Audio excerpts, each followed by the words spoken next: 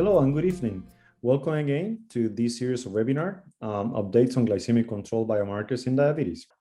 Today, I have the great pleasure to have a great collaborator, Dr. Vivian Fonseca, who is a professor of medicine and pharmacology and assistant dean for clinical research at Tulane University. He's also a Tulane alumni chair in diabetes and the section chief of endocrinology at Tulane University. Dr. Fonseca will be discussing today glycated albumin versus hemoglobin A1c in the evaluation of glycemic control in patients with diabetes. Thank you so much, Dr. Fonseca, for agreeing to participate and to be a faculty. It's a real pleasure for us. Thank you and welcoming all the audience. Thank you.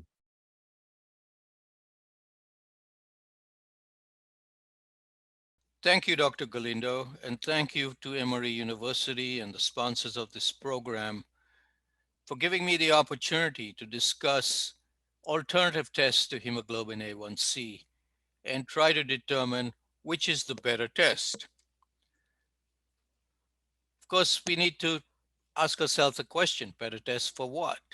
Is it to assess glycemic control over 2 to 3 month time frame, or 2 to 3 week time frame, or a single point in time, such as uh, random blood glucose, or over a 24-hour period, such as continuous glucose monitoring? So there are many tests that are useful in evaluating glucose values itself and overall metabolic control in terms of fasting glucose, postprandial glucose, glucose variability. These are all metrics that we talk about with our patients. We sometimes use these tests for diagnosis of diabetes, either in the lab or point of care, and A1C is become fairly commonly used as a diagnostic test.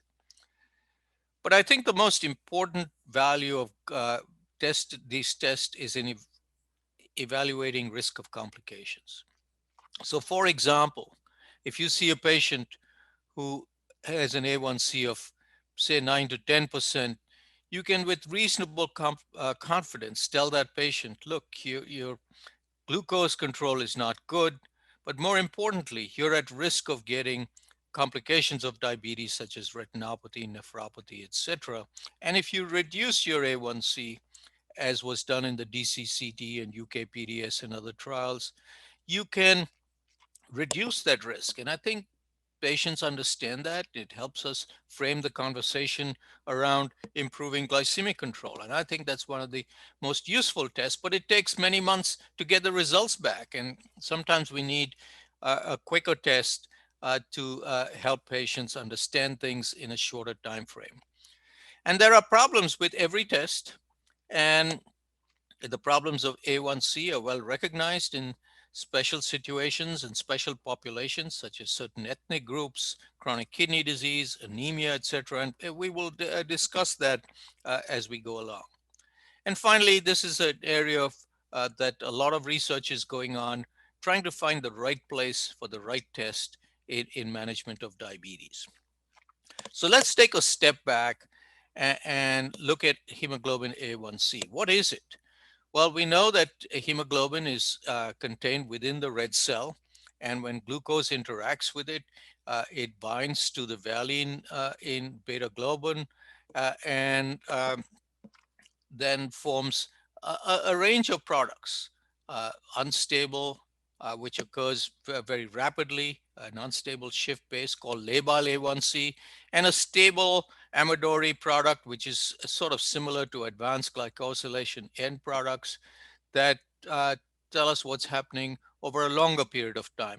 And understanding this helps us understand why you sometimes get a rapid change in A1C when glucose control deteriorates or you treat, and then it takes a while for longer change, a longer term change to occur. And there are a variety of these products that exist when we measure hemoglobin A1C. Now, as I mentioned, the DCCT demonstrated that you could evaluate glycemic control over a long period of time using hemoglobin A1C. And the control group, as you can see, had an A1C around 9, which was kept there for about 9 years. Whereas the intensive treatment group were aiming for normal glycemia, but because of hypoglycemia, came down to 7 and maintained that over a period of time. And I think that would have been very challenging to do on a continuous basis using finger stick blood glucose all the time. So with A1C was a better predictor, which was a better predictor of these complications. And we showed that reducing it helped reduce the long-term complication. And you see here on the right-hand side, the risk of retinopathy declined very substantially with intensive therapy. Subsequently, many people evaluated the relationship of A1C with blood glucose. This was mainly done with self-monitoring of blood glucose 3-4 times a day. There was a small study done several years ago that came up with the concept of estimated average glucose to average out the glucose during the day and related to A1C. And they felt that there was a reasonable relationship. It wasn't perfect. Now, many others have looked at this in using modern continuous glucose monitoring, which is much more accurate. And we'll discuss that later on.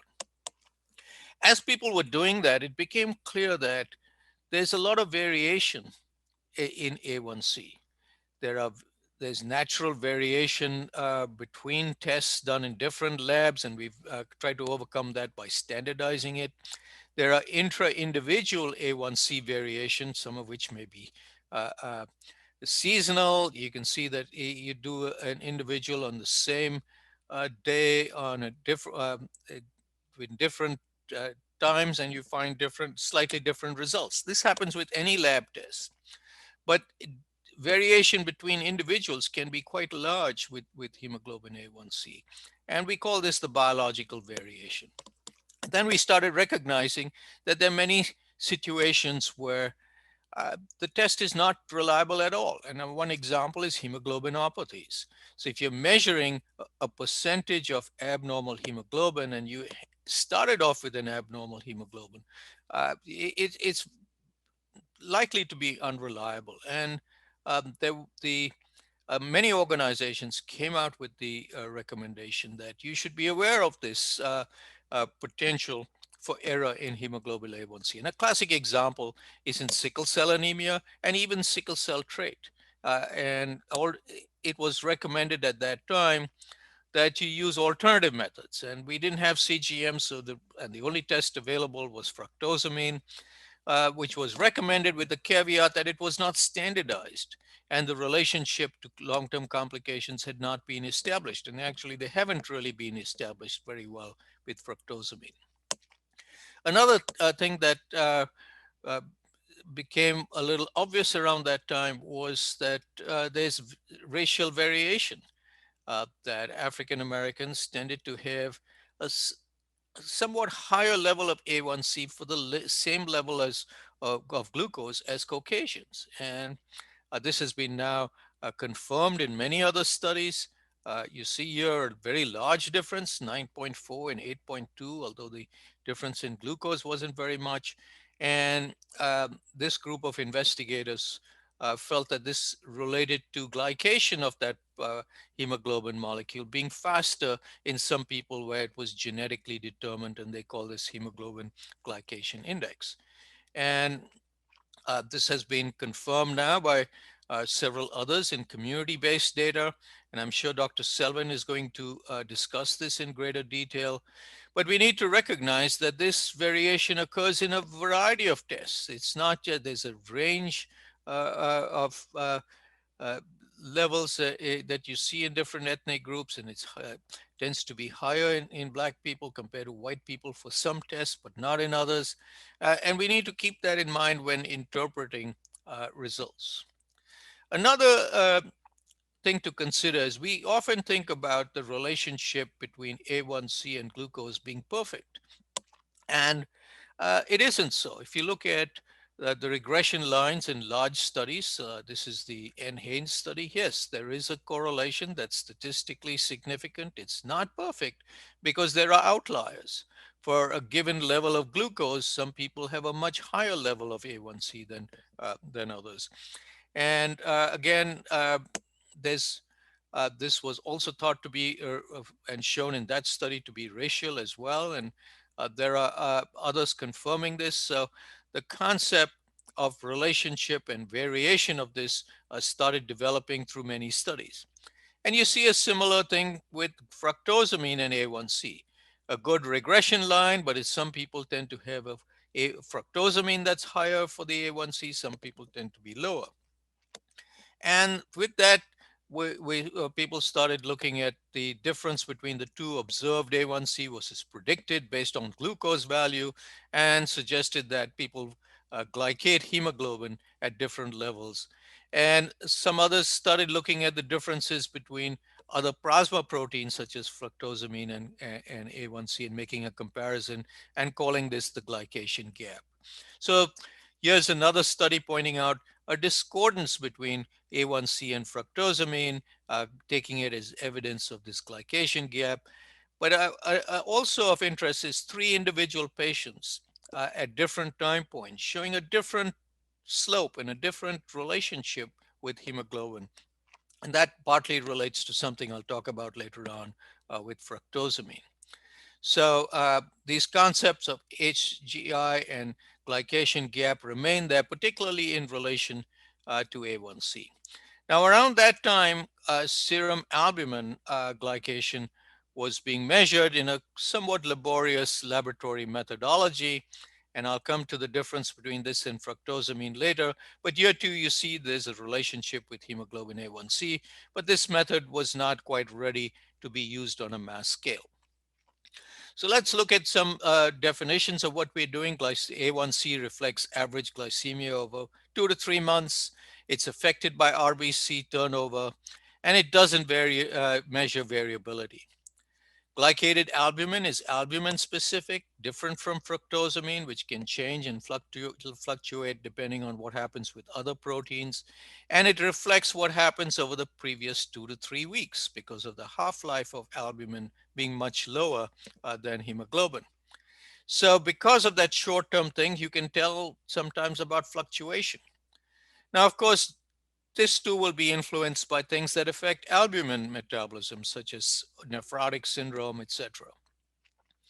So people started thinking about this as an alternative potential biomarker when you couldn't use A1C when it was falsely abnormal, and comparing it also with fructosamine. And let's look at some of those tests. Now, I want to point out that glycated albumin has come a long way. We now have the Lucisa glycated albumin L, which is made by an automated method and can be very rapidly done in routine clinical chemistry analyzers. So first of all, what's the difference between these? Remember that these proteins are extracellular, A1C is intracellular, and it depends on the breakdown of these RBCs, whereas albumin and other glycated proteins are out there in the circulation. Fructosamine reflects glycation of not just albumin, but also globulin. So about 2/3 is albumin, 1/3 is globulin. Whereas with glycated albumin, you're only measuring glycation of albumin alone. So it's very much more specific. So initially, we were using HPLC methods, very complex to do in routine practice. And then an enzymatic method was uh, uh, uh, discovered in Japan and is now being applied in an automated manner. Fructosamine is still available. It's using a calorimetric test and sometimes enzymatic tests. And it's affected by a wide variety of other things, particularly the other proteins that are being measured. We measure fructosamine in micromoles. GA is measured in percentage. Uh, you just need to get used to that, and we'll talk about it as we go along. Unfortunately, evidence for a relationship with outcomes with fructosamine is somewhat limited. But there is some peer-reviewed literature supporting use of GA in a variety of situations, such as complications in the DCCT, macrovascular complications, dialysis patients, and pregnancy. And during this series of lectures, you will hear about these, and I will try to review some of them very briefly. So here again, a repeat of what I said earlier about the differences between fructosamine and glycated albumin, and the references are down there for your benefit. Here's the new method, and compares very well with the reference HPLC method. So this is a robust methodology. So when this became available, we thought we should test out, and we first did a pilot study evaluating the performance of glycated albumin, comparing it to other tests. And what we did was a relatively small 30 patients with poorly controlled diabetes or suboptimally controlled diabetes, in whom we were instituting a change in therapy. For example, adding a GLP-1 receptor agonist or adding insulin or something like that. We wanted to see how quickly these various tests respond. We did a lot of self blood glucose monitoring, and we also did some continuous glucose monitoring in a few patients to see what happens in the short term. And what you see here, first of all, no surprise, is over a 12-week period, hemoglobin A1c in the blue squares came down very gradually. And at 12 weeks, you got a big difference, a 12% reduction. However, if you've made a change in therapy and you see that patient for follow-up in 2 to 3 weeks, you see very little change in A1C. This may be the fast component, but the long, stable component takes a while to change. And you don't know if your patient is responding to therapy or not. In contrast, if you look at fructosamine, it comes down pretty rapidly. Blood glucose comes down rapidly if you're doing testing, but for that you've got to do fairly frequent testing, which many of our patients don't do. And then it varies depending on what the time of day the patient is doing their measurement. Fructosamine comes down and then stabilizes, and glycated albumin also comes down. And then, when patients intensification of therapy stopped, these parameters started changing along with glucose, whereas A1C continued to drop. And this is a difference between the fast component and the slow component. So what you see here is fructosamine and glycated albumin reflecting blood glucose much better, whether you measure it by CGM or uh, uh, 4-point profiles or 7-point profiles. There's a better reflection of the variability and short-term change in these shorter-term tests. And when you see a patient at 2 weeks, you can say, well, look, there's a big drop in these tests. And uh, actually, glycated albumin predicted A1C much better at 3 months, much better. So if you get a good drop in glycated albumin in 2 weeks or 4 weeks, you can be confident that you're going to see a good drop in A1C at 3 months, and that might help you to persist with therapy. If you don't see a drop, maybe you need to think again of what you're going to do. Now, that was a small study.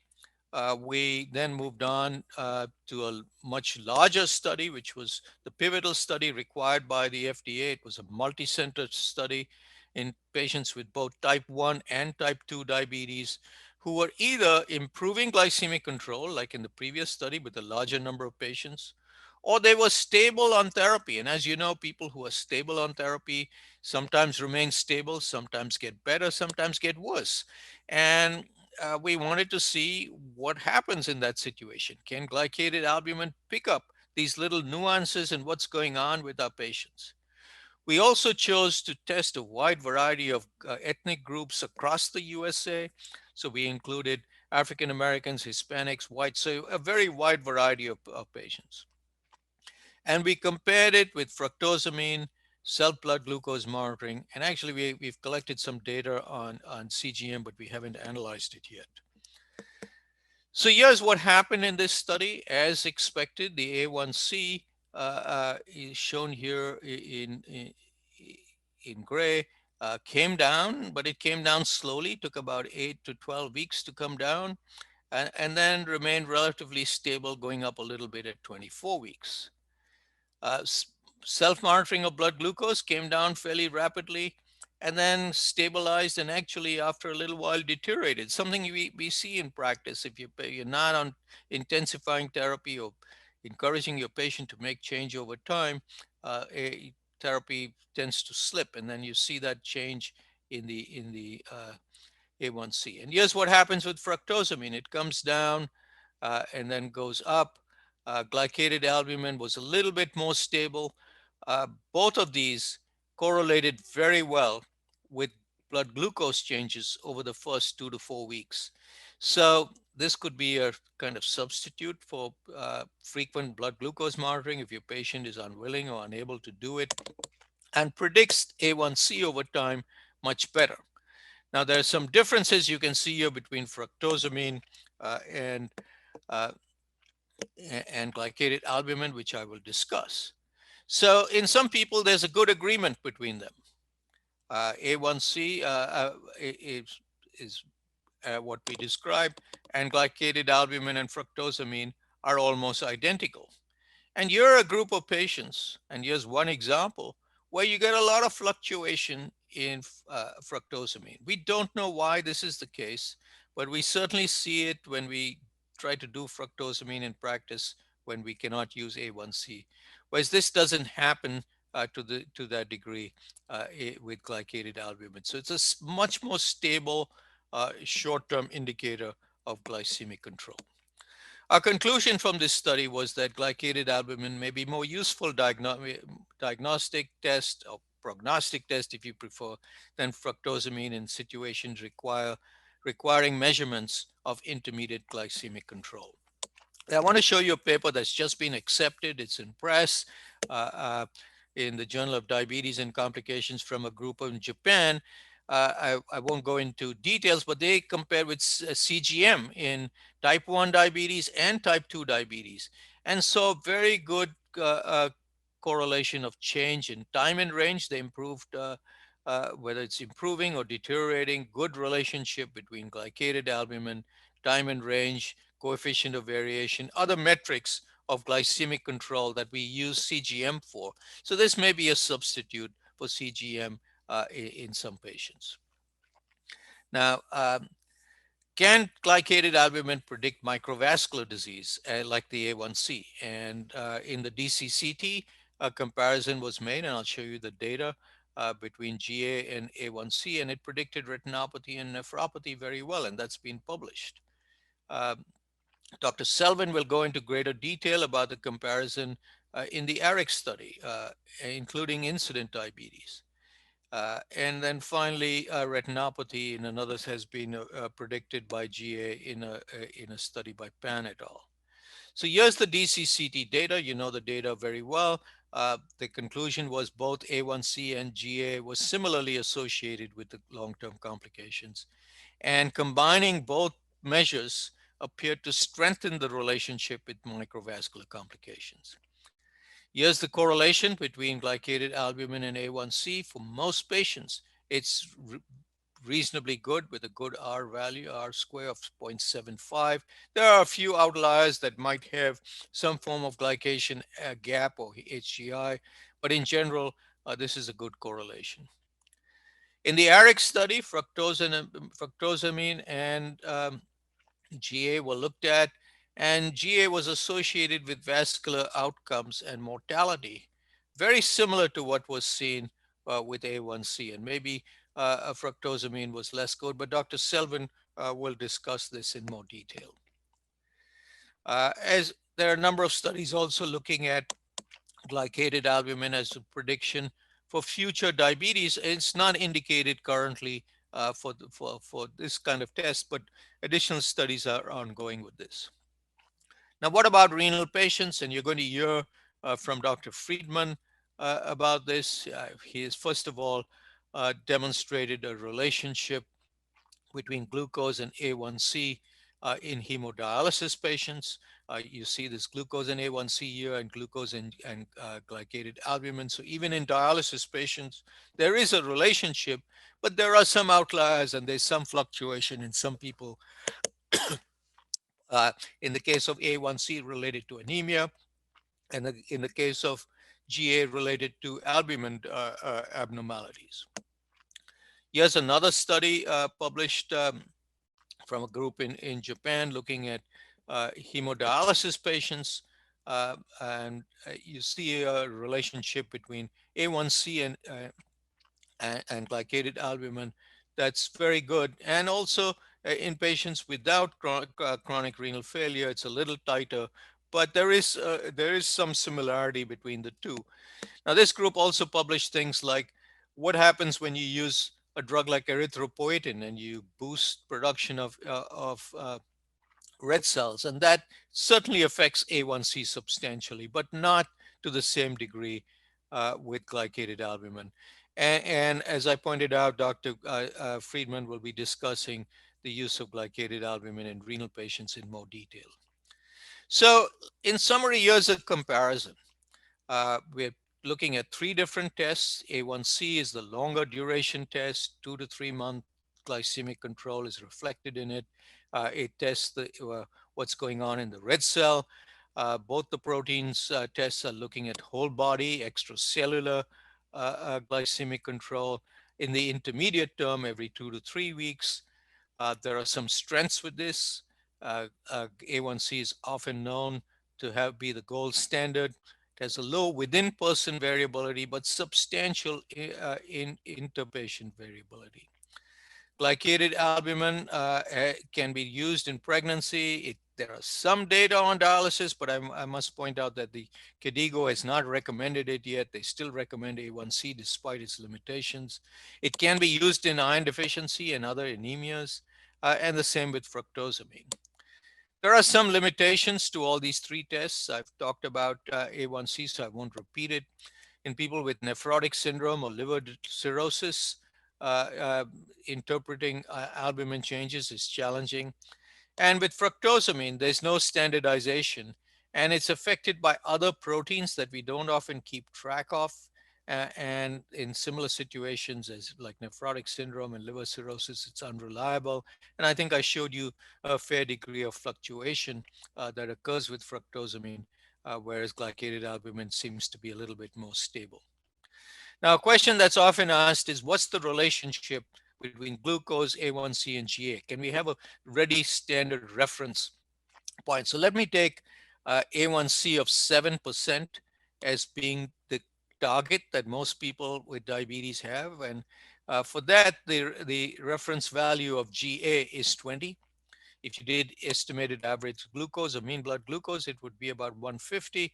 So if you are using GA and your patient has a very high GA and you bring it down to 20, you can expect that in the not too distant future, the A1C will come down to 7%. So it's a very good intermediate predictor. And this is the target you should be shooting for in most patients. If you want a lower target, you can go lower than that. Certainly, I at least don't like to see patients whose A1C is more than 8. So I aim for a GA less than 24, which reflects an average glucose of about 180. And I've talked about the various situations where these levels may be inaccurate, and I won't repeat that. So let me summarize what I've said. A1C is a great test for glycemic control. It's been around a long time. It predicts complications, particularly microvascular complications, very well, but it has limitations that we've recognized for a long time. We now have alternatives: glycated albumin, fructosamine, self-monitoring of blood glucose, and continuous glucose monitoring, which has become very popular and much more reliable in the last couple of years, but is still expensive and cumbersome for patients. Glycated albumin is now available as an automated, easy to do test that correlates well in the situations that we describe. Particularly, you need to be aware of the time points along with it. But it has an advantage in that it correlates with complications very much like A1C does, and can be used in some populations where A1C may not be reliable. I also think it's not an approved sort of listed indication, but based on the data I showed you, that GA may be potentially useful in evaluating success of changes in therapy or short-term fluctuations in blood glucose that you want to pick up before the A1C changes. So you can make appropriate therapy changes very rapidly when somebody's having a change in GA either in the right direction or it's going in the wrong direction, and you can make changes accordingly. So I hope you can find that useful in your clinical practice, and I want to thank you for your attention.